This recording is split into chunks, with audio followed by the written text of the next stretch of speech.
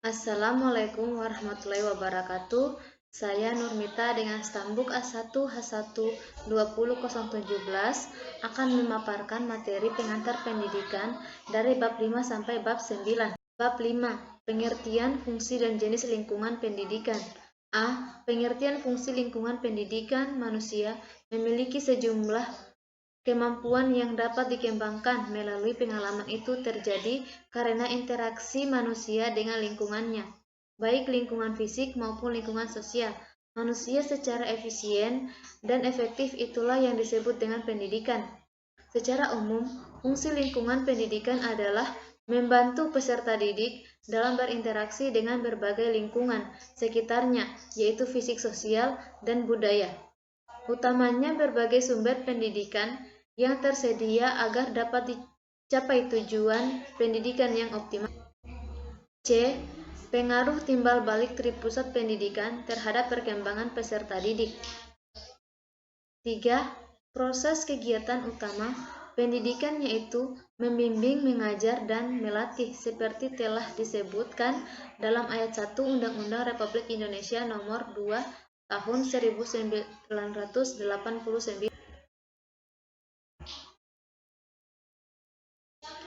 Bab 6. Aliran-aliran pendidikan. A. Aliran klasik dan gerakan baru dalam pendidikan. 1. Aliran-aliran klasik dalam pendidikan dan pengaruhnya terhadap pemikiran pendidikan di Indonesia. A. Aliran empirisme. Aliran empirisme bertolak dari Lexicon tradition yang mementingkan stimulasi eksternal dalam pengembangan manusia dan menyatakan bahwa perkembangan anak tergantung pada lingkungan, sedangkan pembawaan tidak penting. B. Aliran nativisme. Aliran nativisme bertolak dari Leibnizian tradition yang menekankan kemampuan dalam diri anak, sehingga faktor lingkungannya, termasuk faktor pendidikan, kurang berpengaruh terhadap perkembangan anak. C. Aliran naturalisme. Naturalisme adalah aliran naturalisme yang dipelopori oleh seorang Prancis, J.J. Rousseau, 1712–1778. D. Aliran konvergensi. Aliran konvergensi pada umumnya diterima secara luas sebagai yang tepat dalam memahami tumbuh kembang manusia.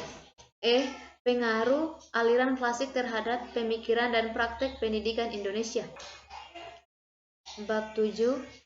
Permasalahan pendidikan. A. Permasalahan pokok pendidikan. Pada dasarnya ada dua masalah pokok yang dihadapi oleh dunia pendidikan di tanah air, yaitu A. Bagaimana semua warga negara dapat menikmati kesempatan pendidikan. B. Bagaimana pendidikan dapat membekali peserta didik dengan keterampilan kerja yang mampu untuk dapat terjatuh ke dalam kencan hidup bermasyarakat. B. Jenis permasalahan pokok pendidikan. 1. Masalah pemerataan pendidikan. 2. Masalah mutu pendidikan. 3. Masalah efisiensi pendidikan. 4. Masalah relevansi pendidikan. C. Faktor yang mempengaruhi perkembangannya. Masalah pendidikan. 1. Perkembangan iptek dan seni. 2. Laju pertumbuhan penduduk. 3. Aspirasi masyarakat. 4. Keterbelakangan budaya dan sarana kehidupan.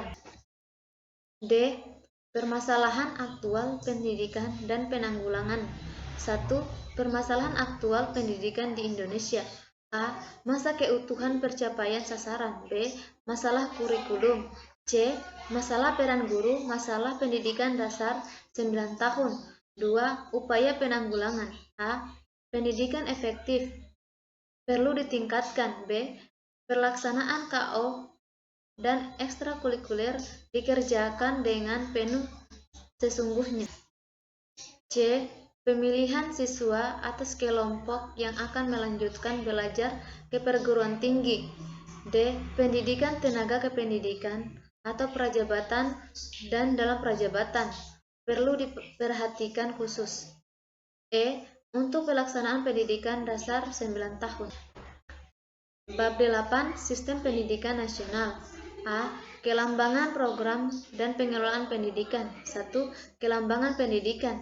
Berdasarkan Undang-Undang Republik Indonesia Nomor 20 Tahun 2003 tentang Sistem Pendidikan Nasional, kelambangan pendidikan dapat dilihat dari segi jalur pendidikan dan program serta pengelolaan pendidikan. A.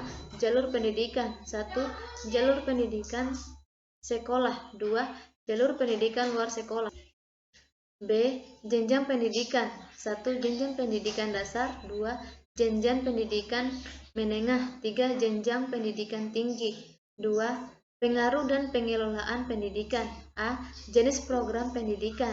1. Pendidikan umum. 2. Pendidikan kejuruan. 3. Pendidikan luar biasa. 4. Kedinasan. 5. Pendidikan keagamaan. B. Kurikulum program pendidikan. 1. Kurikulum nasional. Tujuan pendidikan nasional dinyatakan dalam Undang-Undang Republik Indonesia Nomor 20 Tahun 2003 Ayat 3 yaitu A. Terwujudnya warga yang cerdas. B. Manusia yang utuh beriman dan bertakwa terhadap Tuhan Yang Maha Esa. C. Berbudi pekerti luhur.